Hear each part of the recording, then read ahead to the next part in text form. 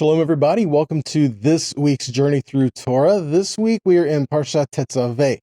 Tetzaveh, we're kind of interrupting the building of the Mishkan to give one important detail that the people need to know before they continue building. You know, a lot of the reasons we go through the scripture and we try to find the reasons why we're doing what we're doing, and we're not always given the answer for why we are doing what we're doing.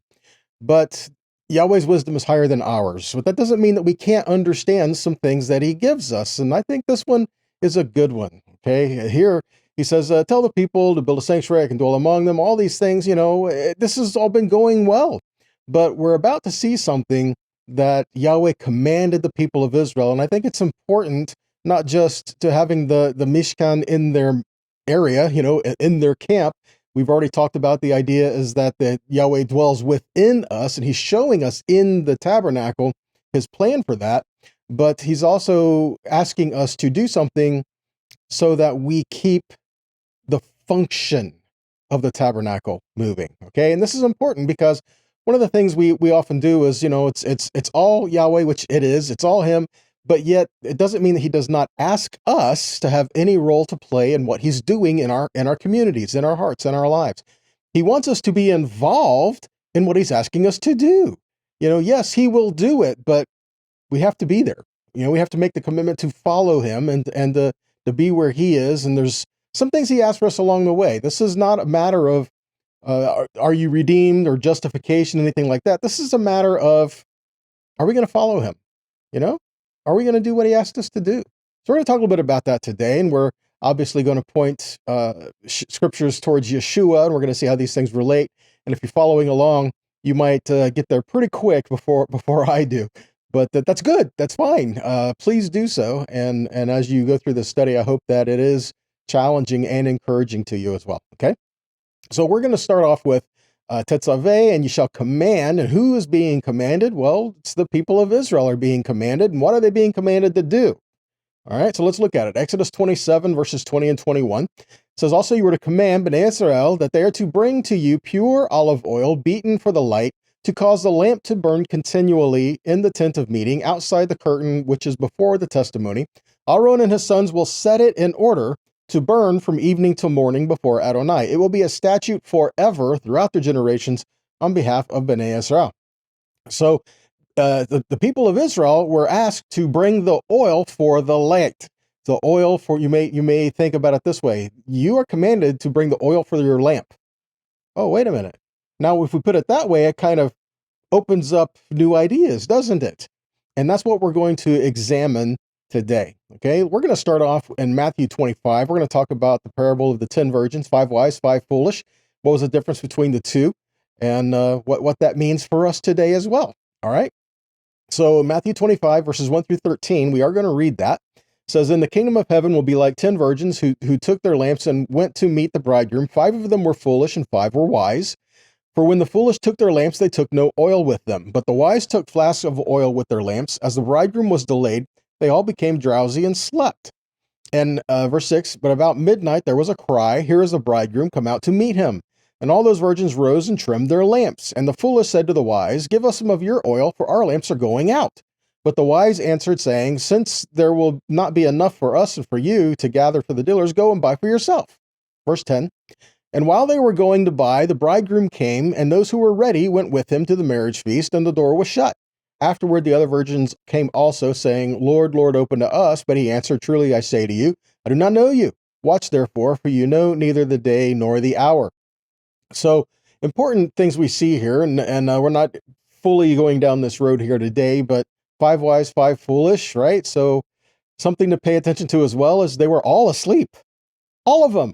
But when the time came, the 5 rose, and they got their lamps, and they trimmed it, they got the fire, they put the oil, they made sure they had everything they needed. The thing is, they all had lamps, so that's kind of insinuating they all had lamps, they all had fire for the lamps, but only 5 made sure that they had enough oil for what lie ahead of them. And so this poses the question, how do we get the oil? What was the oil used for? What's our role in that? How do we do that? And what does that mean for us today? All right, so the oil was brought by all of Israel. We read in Psalm 52:8, it says, but I am like a green olive tree in the house of Elohim. I have trusted in the kindness of Elohim forever and ever. Jeremiah 11:16 says, Yahweh has named you green olive tree, fair of goodly fruit. So we find that the olive tree represents Yahweh's people. Okay, so how do you get the oil from the olive tree? You take the fruit, and then the olive is pressed to get the oil out. There's a lot of midrash out there as far as how that was done, but ideally, it's the pure oil that comes from the olive, the first press before it starts to fall apart and crumble, and you just have to filter it. The finest oil was brought for the light, and that light was to be lit to shine in the holy place, to shine before Yahweh, to shine in His presence. So if that oil, if the olive doesn't start to give some oil, they have to go through a process to extract the oil. In other words, it's beaten, it's pressed, it's crushed, and it's filtered. And understanding, of course, the oil for the light and the oil for anointing is a representation of our submission to Yahweh at all costs. And this is the oil that Yahweh will light. Whatever it is in our life, the idea here, I must decrease, He must increase. We lay our lives down. We surrender our lives to Him. And there's a pressing in that, getting rid of the flesh, if you will, getting rid of those things that keep that oil from coming out. In other words, we need to submit to Yahweh no matter what the cost. You may have heard in 2 Corinthians 4:8-11, it says, we have all kinds of troubles. We are not crushed. We are perplexed, yet not in despair. Persecuted, not abandoned. Knocked down, yet not destroyed. We always carry in our bodies the dying of Yeshua, so that the life of Yeshua may be manifested in our bodies too. For we who are alive are always being handed over to death for Yeshua's sake, so that Yeshua's life also might be manifest in our mortal bodies. So how often does this happen? Well, in life, you have trials, you have tribulations. Life gets hard, but it's in that process, do we turn to Yahweh? When we turn to Him in prayer, in praise, in worship, in study, when we're turning our lives to Him, that's when that oil comes out. And guess what, guys? Yahweh says that is the oil that is going to be lit to be in His presence, right? Further, the Menorah in the holy place, how often did that oil get changed? Guess what, guys? It got changed every day. Every day, Aaron, the high priest, he was to go in and clean the cups, clean them out, trim the wicks, put new oil in, put the new wicks in, and get the new fire going. Okay, and he would do this, and he would do it in such a way that where none of the lamps were, not all of the lamps were extinguished at the same time. So he would do this in a way where it was still burning, but yet he was still getting new oil, fresh oil in that, and we can learn from that as well. How often do you need an oil change? Guess what? Every day. We need to come before the Father every day, and however we do, praise, prayer, worship, adoration, just acknowledging Him in all of our ways, praying throughout the day, making these connections with Yahweh. That's the idea of coming before Him daily to trim the wicks and to have that new oil. In Exodus 30, verse 7 and 8, it said that Aaron must burn sweet spices of incense every morning when he attends to the lamps. He is to burn it. And also when Aaron keeps the lamps lit at dusk, he must burn it. And there must be incense continually before Adonai throughout your generations. So this altar of incense was being used at the same time he was tending the lamps on the menorah. At the same time he was tending the oil and the fire and the flame, there was also the incense going up there too, which is representative of prayer as well. And we see this also in Leviticus 24, verses 1-4. It said, Adonai spoke to Moshe, saying, Order Bnei Israel, you are to bring pure olive oil beaten for the light to keep a lamp burning continually outside of the curtain of the testimony. In the tent of meeting, Aaron is to keep it in order from evening to morning before Adonai continually. It is to be a statute forever throughout your generations. And he is to keep the lamps in order on the pure gold menorah before Adonai continually. And of course, understanding as well that this menorah that was a representation of Yeshua lighting the way into the presence of Yahweh. When the lamps were lit, it was lit that they all faced the face. They all faced to the front. They all faced this way, saying, as you come, you approach with the light, and that light is to lead you and to guide you into the most holy place, which is what Yahweh desires for you, that He dwells in the very core of you. He dwells within your hearts. That is where His word is written. That's where His life is given to you. That's where His Spirit will dwell within you, and we are to live according to those ways. We're to walk in that light. We know that it says that the Torah as well, it's a lamp to my feet, a light to my path, right? We're to walk in that light. 2 Samuel 22:29 says, you are my lamp, Adonai. Adonai shines in my darkness. So he says Yahweh is our lamp, right? He is the one that provides the light for the path for us. He is the one that shows us the way. But also there's more in there. Yahweh is our lamp. Again, just kind of the idea of that the menorah is a representation of Yeshua. All right. Psalm 27:1 says, Adonai is my light and my salvation. He is my light and my Yeshua. Whom should I fear? Adonai is a stronghold of my life. Of whom should I dread? In the menorah, the second or the center column is called the shamash. That is the one that all the other branches come off of. So we have the center, and then we have the branches coming off from that. Kind of reminds me of when Yeshua said, I am the vine, you are the branches, kind of a thing. Without him, we're nothing. This is what feeds the source of life to us, right? So it's not like the oil flows through it to get, no, but this is the one where they all come back and are held together in the center. So in that essence, the center, the shamash, is what feeds the rest. Consider Matthew 12:18, where it says, here's my servant. The word servant is also shamash. Here's my servant whom I chose, the one I love, in whom my soul takes delight. I will put my ruach upon him, and he shall proclaim justice to the nations. So Eved is a word for servant, but shamash is also the word for servant, which we also see in Malachi 4:2, where it says, but to you who fear my name, the Son of Righteousness will rise with healing in its wings, and will break forth out leaping like calves released from the stall. This word for son, shamash, is spelled exactly like servant. Shemish and shamash, it's the same word, different vowel markings. Okay, so the idea here is he saying the Son of Righteousness, or is he saying the servant of righteousness? Things to consider. He is the light, but he is the servant of righteousness with healing in his wings. What was on the corners or the edges of his garment, guys? The tzitziot, which represent walking with Yahweh. According to Numbers chapter 15, he says that you wear the tzitziot on the edge of your garment, so to remind you that you keep the word of Yahweh. You don't go following your own ways, doing your own things, but you walk with him, right? So this is why the woman with the issue of blood went to touch the hem of his garment, because there was healing in his wings. The word wing, kanaf, means edge, border, or extremity.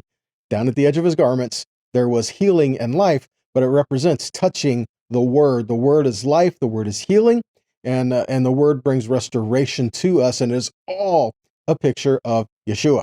Further, the menorah represents his light and his presence and his spirit, which again, Yeshua, right? In Revelation chapter 4, verses 4 and 5, we read, around the throne were 24 thrones, and seated on the thrones were 24 elders, dressed in white clothes, with golden crowns on their heads. And out from the throne came flashes of lightning and rumblings and clashes of thunder, and 7 torches of fire burning before the throne, which are the 7 spirits of God. Interesting, because how many branches does menorah have? 7, right? So there's 7 branches, so there's 7 flames. And this is representing the 7 spirits of God, the 7 spirits of Elohim that will reside on Yeshua. We see this according to Isaiah 11, verses 1 and 2, where it says, then a shoot will come forth out of the stem of Jesse, and a branch will bear his fruit out of his roots. Look at the 7-fold spirits. The Ruach of Adonai, the spirit of Adonai will rest upon him. The spirit of wisdom, insight, the spirit of counsel and might, the spirit of knowledge, and the fear of Adonai. So we have pictures here, all pointing to Yeshua as the light that was given for the world, which brings us to another point. That the menorah in traditional literature is given as it is the light of the world. Now, this also speaks of the entire Beit HaMikdash, the entire house, right? The entire temple tabernacle. But at the core of the very center of that was the menorah, which is the only light that was there in the holy place. We read in the commentary, it says the Beit HaMikdash is referred to as the light of the world. Most buildings in those days were built so that the windows would capture the light from the sun and project inside as much light as possible by being narrower on the outside than on the inside. The Beit HaMikdash lit up the world, so its windows were wider on the outside to spread out light to the world. Even though the entire Beit HaMikdash was reminiscent of light, it was more specifically the menorah that was in the Beit HaMikdash that shone this magnificent light. And further, we read in Revelation 21, verses 23 and 24, it says, the city had no need for the sun or the moon to shine on it, for the glory of God lights it up, and its lamp is the Lamb. The lamp is the Lamb. The light that holds the fire and the flame is the Lamb. Who's the Lamb? And the nations shall walk by its light, and the kings of the earth bring their glory to it. So all the earth will come to this light and bring their glory to it. Again, all coming to Yeshua, which is the light of the world, and we provide that oil that he ignites. We surrender ourselves. By surrendering ourselves, that gives the oil. And so he lights that to give his light within us. Luke 2, verses 30 to 32 says, "My eyes have seen your Yeshua. My eyes have seen your salvation, which you have prepared in the presence of all people, a light for revelation to the nations and the glory of your people Israel." In John 8:12, Yeshua said, "I am the light of the world. Whoever follows me will not walk in darkness, but will walk in the light of life." If we follow Yeshua, he is the light. He's the one showing us the way. He is the one who's shining the way for us to follow. And if we follow him, we are walking in the light. And further, Yeshua also said that you are the light of the world. If he said he is the light of the world, it's easy to understand. But he said you are the light of the world. What does that mean? It means if we're following him, if we're walking with him, and he lives in you, then guess what? You are supposed to be a light to those around you. You are supposed to be a light to the world. And if that's the case, guys, which it is, don't hide it. Do not hide your light. This world is in darkness, and it needs the light of Yahweh in their midst. It needs the love of Yahweh in their midst, and it needs the heart of Yahweh present. And we, as a people called by his name, need to make sure we do that. In Matthew 5:14 to 16, Yeshua said, "You are the light of the world. A city set on a hill cannot be hidden. Nor do people light a lamp and put it under a basket, but on a stand, and it gives light to all the house. In the same way, let your light shine before others, so that they may see your good works and give glory to your Father who is in heaven." In Proverbs 20, verse 27, it says, "The spirit of man is the lamp of Adonai, searching all his inmost being." The spirit of man is the lamp of Yahweh. See that? So you are a lamp for him. So what's that fire that's burning in you? Is it holy fire? Is it strange fire? Are you trying to bring strange fire before Yahweh, or are you surrendering yourself to him so that it burns a pure flame with pure oil, right? If the oil isn't pure, you don't get a good flame. It's real smoky and causes a big mess, soot and everything all around. But a good oil, good flame, burns clean. So again, what are we presenting to him, right? Philippians 2, verses 14 and 15 says, "Do all things without grumbling or disputing, that you may be blameless and innocent, children of God without blemish in the midst of a crooked and twisted generation, among whom you shine like lights in the world." That's what we're supposed to do. We're supposed to shine like lights in the world for the world so they can see the light of Yahweh living in their midst. Isaiah 42, verses 6 and 7 says, "I, Adonai, called you in righteousness. I will take hold of your hand. I will keep you and give you as a covenant to the people, as a light to the nation." How? Verse 7, "By opening blind eyes, bringing prisoners out of the dungeon and those sitting in darkness out of the prison house." Light is to show the way, and light causes us to have a response. When the light is on, we have a job to do, right? So we have to rise up and let that light shine, not hide it away. How do we do that? Well, consider Isaiah 60, verse 1 as well. It says, "Arise and shine, for your light has come. The glory of Adonai has risen on you." In the Targum, it translates this verse this way: "Get up, shine bright, Jerusalem, for the time of your redemption has come." Think about that. If he is light and he is the light that is shining, then he is shining to redeem. He wants to bring his people to himself, and he does that by shining the way. Jewish tradition says that God is the light of the universe, yet he commands that a lamp be lighted to give back light to God. So God has led Israel by his light, and in gratitude, Israel is to give light in return. The light of the Menorah does not perish, as must even the temple, but in its continued burning symbolizes the fact that God's blessings endure forever for his children. The light of Yahweh can never be extinguished. And even though the temple is not there, the tabernacle is not there, the menorah is not there, it's not burning, but guess what? You are. And if you are a temple for Yahweh, if you are a place for his presence, then that light needs to burn, and it needs to shine the way, not to you, not to anyone else, but back to him, right?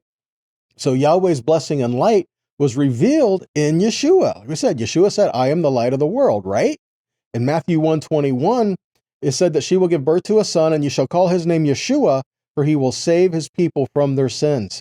Because he saves us and redeems us, that's what the light was sent to do. Now, let's talk a little bit more about this understanding of the light and tie it in reference to Yeshua. When Yeshua said, I'm the light of the world, this wasn't just some neat idea he had just come up with. He was speaking this in a way that the people around him would have understood, right? Light, as in Menorah and Nehira, are understood as names of the Messiah. We often say, tell us if you're the Messiah. Yeshua's like, I've been telling you, right? You're just not listening. I've said over, the things that I've done, you've seen, but you're not listening. You're not paying attention. Well, where did he say? How did he do these things, right? One of these things is by saying he is the light. Because he is the light, he's saying, I'm the Messiah. The word Menorah, light, again, in Strack Herman Billerbeck, the commentary on the New Testament, puts it this way: the Menorah dwells within him. Speaking of the Messiah, the Menorah, the light dwells in the Messiah, according to Daniel 2:22.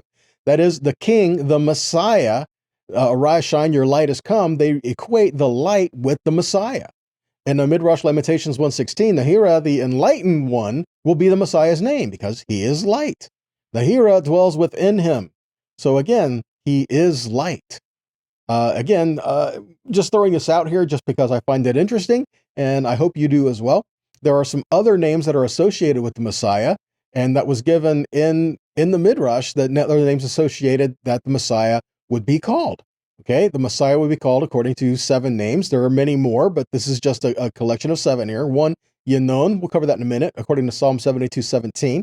Yahweh, our righteousness, according to Jeremiah 23:6. Tzemach, the branch, according to Zechariah 6:12. Menachem, the comfort, according to Isaiah 31:3. He will be called David, and son of David, equates the same thing, right? Psalm 18:50. He will be called Shiloh, according to Genesis 49:10. And Eliyahu, Elijah, from Malachi 3:18. Behold, I will send you the prophet Elijah. Isn't it interesting how when the people came to him, they're like, well, people are saying you're Elijah. Why would they think something like that? Because in that same spirit of Elijah would come before the Messiah. So they would associate the spirit of Elijah with the coming of the Messiah. And again, just other things out there. So there are other names mentioned as well. The Messiah has 8 names, according to another listing. Yenon, Tzemach, Mashiach, Pele, Yoez, which is counsel, El Gibor, mighty God, Aviad, which is everlasting Father, and Sar Shalom. All of these are names that are associated with Yeshua. But I want to stop at another one here for a second. Let's go back to the name Yenon, because we're talking about names related to him. We'll kind of sidetrack this for a second, because it's very relevant, okay? Yenon in Psalm 72:17, it says, may his name endure forever, his fame continue as long as the sun, may people be blessed in him, all nations call him blessed. So this word Yenon that's given in there, it's interesting the way that it reads. It's like, okay, it doesn't really make sense. He will be called, his name will be Yenon, but what does that mean, right? We don't understand, because if you don't understand Hebrew, what does it mean? Well, Yenon is from the word nun. Nun means to resprout, right? To be perpetual, to continue. To resprout is the emphasis I'm looking at here. And the name of the Messiah, according to Psalm 72:16, says, before the sun, Yenon was his name, meaning he pre-existed the sun. According to the Midrash, and why was his name called Yenon? Because he causes those who sleep in the dust to resurrect. Atid linun. He causes those who are asleep in the dust to be resurrected. It says that the Messiah will bring resurrection. Think about that. Okay, the school of Yanai said Yenon will be the Messiah's name. His name will endure forever. Before the sun, Yenon was his name. Psalm 93:2 in older editions, the Midrash says, why is the Messiah's name called Yenon? Because he will cause those who sleep in the dust to rise from the dead, giving resurrection. So where do we see this association of Nun, meaning life, and resprouting, to resurrection? We also see this back in Numbers, in the book of Numbers, Bamidbar, chapter 10, verses 35 and 36, which is actually part of the Torah service from many, many places today. But when the Torah is brought out, before the Torah is brought out, they make this proclamation, arise, Lord, let your enemies be scattered, let those who hate you flee before you. And they do their reading as the ark is, or the Torah is returned to the ark. They say, return, Adonai, to the many, many, many myriads, thousands of Israel as it's being returned. Well, this is done because as the ark was to be set out, this proclamation was given, so the ark would rise, and they would make the proclamation, arise, Lord, let your enemies be scattered, let them who hate you flee before you, and they would follow the pillar in the cloud. When the ark would set, they would say, return, Lord, to the many, many, many myriads, many thousands of Israel. Interesting, because in the Torah scrolls, and you're going to see consistency from scroll to scroll to scroll with this, you're going to find the letter Nun, bookcasing these two verses in the scripture, but there's something that's a little off about them. This word Nun, they're inverted nuns. So if I have a picture here, if you wanted to see this picture in the Torah scroll, you can see the Nun is inverted before the proclamation of these two verses. Let's go to Job. Well, I'm going to come back to that in a second. Let's go to Job 14:12-15. It says, so man lies down and rises not, till the heavens be no more. They shall not awake, nor be raised out of their sleep. Oh, that you would hide me in the grave, that you would keep me secret until your wrath be past, that you would appoint me a set time and remember me. If a man die, shall he live again? All the days of my appointed time will I wait till my change come. You shall call, and I will answer you, and you will have a desire to the work of your hands. See that? So I die, but yet when you call, I will answer you. So I die, but yet you call, you will resurrect me. You will bring me back alive. You will bring me from the grave. In Isaiah 26:19, it says, your dead will live, my dead body, my corpse will rise. Awake and sing, you who dwell in the dust, for your dew is like the morning dew, and the earth will bring the ghost to life.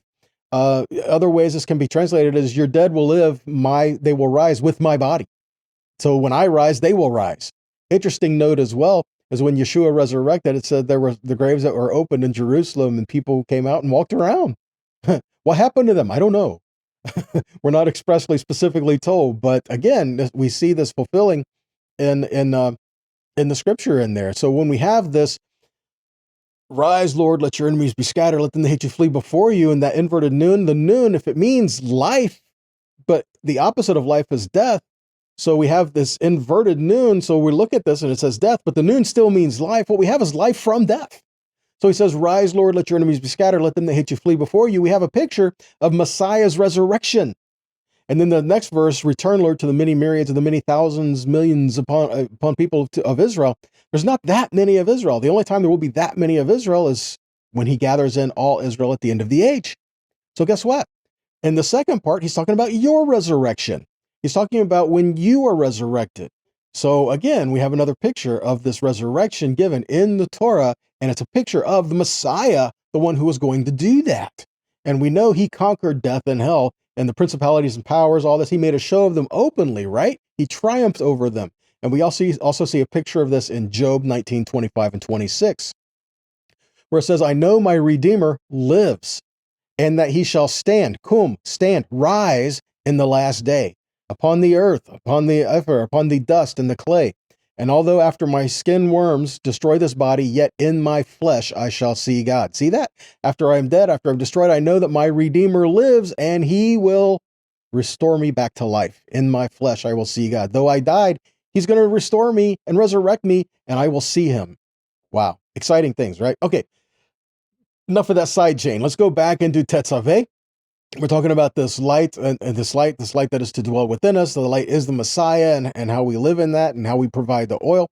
Matthew 4:16 says, the people sitting in darkness have seen a great light, and those sitting in the region and shadow of death, on them a light has dawned. Again, speaking of Yeshua, and he is that light. Psalm 36:10 says, for you is the fountain of life. In your light we see light.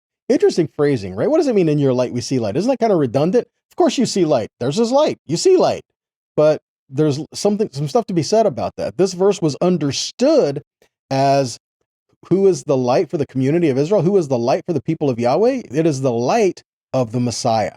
And the purpose of that light was to draw all nations to him. Psalm 132:17. There will I make a horn spring up for David. I have set up a lamp for my anointed. I have set up a lamp for my anointed. Again, these are all pictures and symbols that relate to the Messiah, and we know Yeshua is the Messiah. Further, according to traditional literature as well, we have this. When the king, the Messiah, reveals himself, and he comes and he stands on the roof of the sanctuary, so he will speak to the Israelites and say, you poor individuals, the time of your redemption has come. See that? The Messiah and the redemption. If you do not believe, see my light that rises upon you, according to Isaiah 60:1, arise and shine, for your light is coming, and the glory of Yahweh is shining upon you.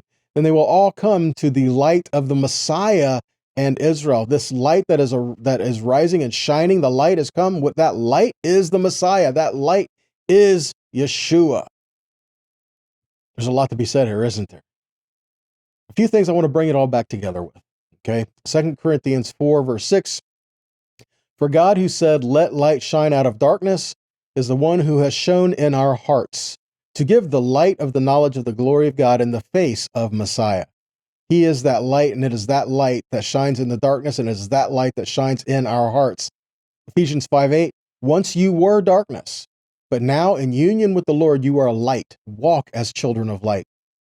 And in 1 John 1:7 says, if we walk in the light as he himself is in the light, we have fellowship with one another, and the blood of his son Yeshua purifies us from all sin. If we walk in the light as he is in the light, or as he is light, then guess what? Then he purifies us. We don't do that. He does that, but yet we need to walk with him. So again, there's that daily process of following him, pursuing him, letting that light shine. And we do that by seeking him daily, surrendering ourselves daily, and coming back into the presence of the Father, acknowledging him in all of our ways. Let your light shine, guys. Do not hide that light. Let it be gathering whoever is seeking Yahweh, whoever may be in darkness that needs him. Let that light shine so that you can point the way to the one who redeems, heals, restores, and delivers. All right. Well, that's all I've got for you today, guys. I pray this has been encouraging. I pray this has been challenging. I pray this has been a blessing. And if it has, then please consider making a donation to help us keep these things moving out there. It does cost us to continue these videos and help them to be made, as well as if this has blessed you, please share it in whatever avenue you listen or hear, watch, whatever. If it's been a blessing to you, maybe it's a blessing to somebody else. Share it and hopefully get some encouragement to someone else as well. Okay. So until next time, be blessed, be a blessing, and shalom.